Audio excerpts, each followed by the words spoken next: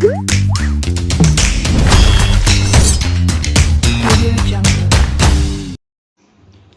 Friends, welcome to Fiza kitchen.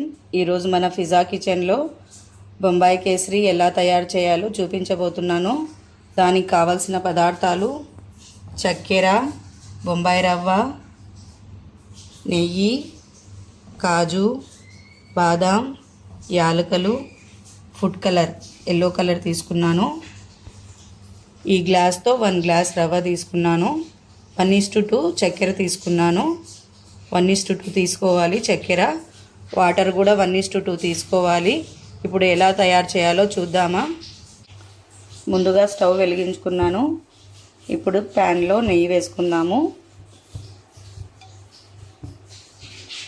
నెయ్యి వేసుకునేసి మనము కాజు బాదాము వేయించుకుందాము.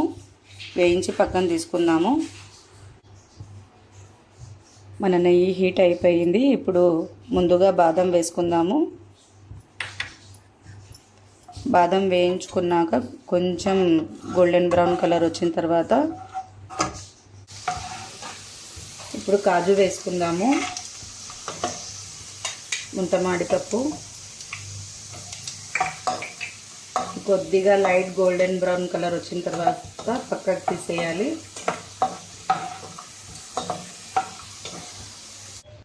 ఇవి వేయించి పక్కకు తీసుకున్న తర్వాత ఇప్పుడు బొంబాయి రవ్వని వేయించుకోవాలి. బాగా గోల్డెన్ బ్రౌన్ కలర్ వచ్చేంత వరకు మనము దీన్ని వేయించుకోవాలి. ఇప్పుడు ఇది కొంచెం మంట తగ్గించి సిమ్లో పెట్టుకున్నాను. అప్పటి వరకు దీంట్లో వాటర్ వేసుకుందాము.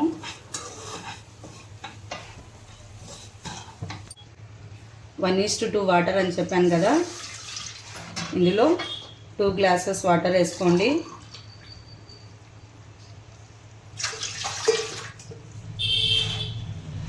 దీంట్లోనే మనము చక్కెర వేసుకుంటున్నాము. ఈ వాటర్లోనే చక్కెర వేసుకోవాలి. ఈ చక్కెర బాగా కరిగి నీళ్ళ పాకం అయ్యేలాగా మనము కరిగించుకోవాలి. పాకం రాకూడదు, చక్కెర అంతా కరిగిపోవాలి.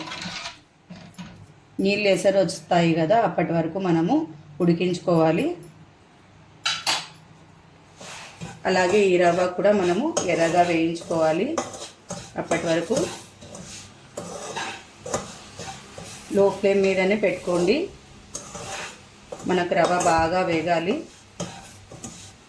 రవ్వను మాడనివ్వద్దు. యాలకులు తీసుకున్నాం కదా, 5 యాలకులు. ఇవి కొద్దిగా ఇలా పొడి చేసి ఈ పొడిని మనము ఈ చక్కెర నీళ్ళలో వేయాలి. మంచి ఫ్లేవర్ కోసం ఈ యాలకులు వేసుకోవాలి. అలాగే ఇది అప్పుడప్పుడు కొంచెం కలుపుతూ ఉండండి. చక్కెర కరిగేంత వరకు మనము ఇది కలుపుకుంటూ ఉండాలి.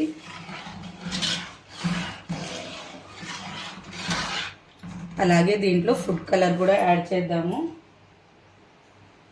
నేనైతే ఎల్లో ఫుడ్ కలర్ తీసుకున్నాను. మీరు రెడ్ కలర్ అయినా తీసుకోవచ్చు, కేసరి కలర్ అయినా తీసుకోవచ్చు, మీ ఇష్టం.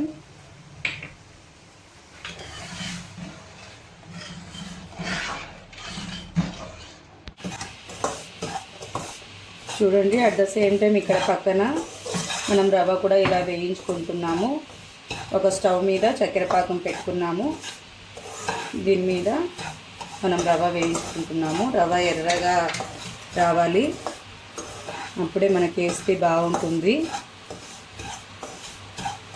పచ్చిగా పెట్టద్దండి. చూడండి, మన చక్కెర పాకం ఉడుకుతుంది. పాకం అంటే పాకం కాదు, చక్కెర కరిగించుకోవాలి అంతే. ఇలా ఉడికించుకోవాలి నీళ్ళు. మనం ఉప్మాకి ఎలా ఎసురు ఉడికించుకుంటామో అలాగే అన్నమాట. అలా మనము ఉడికించుకొని రవ్వలో వేసుకుంటే మనకు ఉండలు ఉండలుగా కాకుండా కేసరి బాగా వస్తుంది. ఒక ఒక 1 మినిట్ వరకు ఉడకనివ్వండి.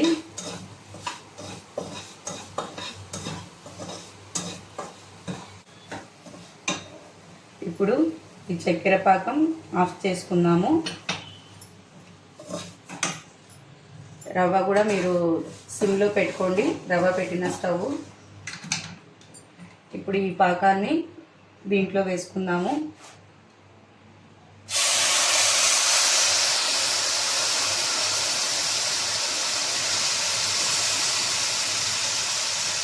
మెల్లిగా వేసుకోండి.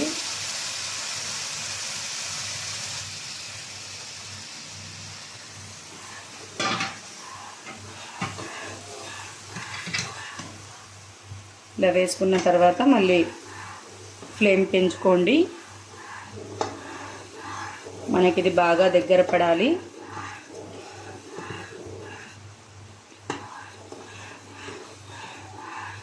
బాగా దగ్గరగా వచ్చేంత వరకు ఉడికించుకోండి. అప్పటి వరకు మనము దాని మీద లిడ్ పెడదాము.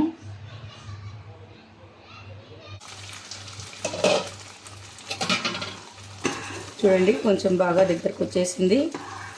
ఇంకాసేపు ఒక 2-3 మినిట్స్ వరకు ఇలాగే లిడ్ పెట్టి ఉడికించుకోండి. బాగా దగ్గరకు వచ్చాక ఒక 2 మినిట్స్ వరకు లో ఫ్లేమ్లో పెట్టుకోవాలి. ఇప్పుడు ఇదైతే నేను మూత పెట్టేస్తున్నాను ఇంకో 2 మినిట్స్ వరకు.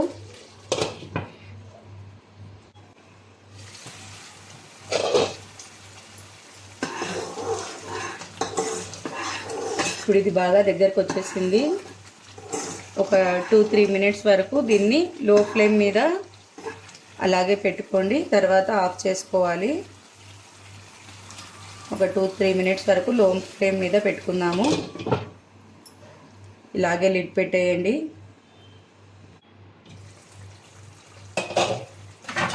చూడండి, మన కేసరి రెడీ అయిపోయింది. ఇప్పుడు సర్వింగ్ బౌల్లో తీసుకుందాము. బాగా ఉడికిపోయింది రవ్వ. స్టవ్ ఆఫ్ చేసుకుందాం ముందుగా.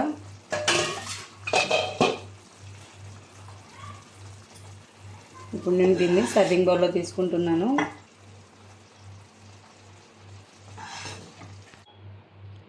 ఇప్పుడు దీన్ని గార్నిషింగ్ చేసుకుందాము కాజు బాదాంతో.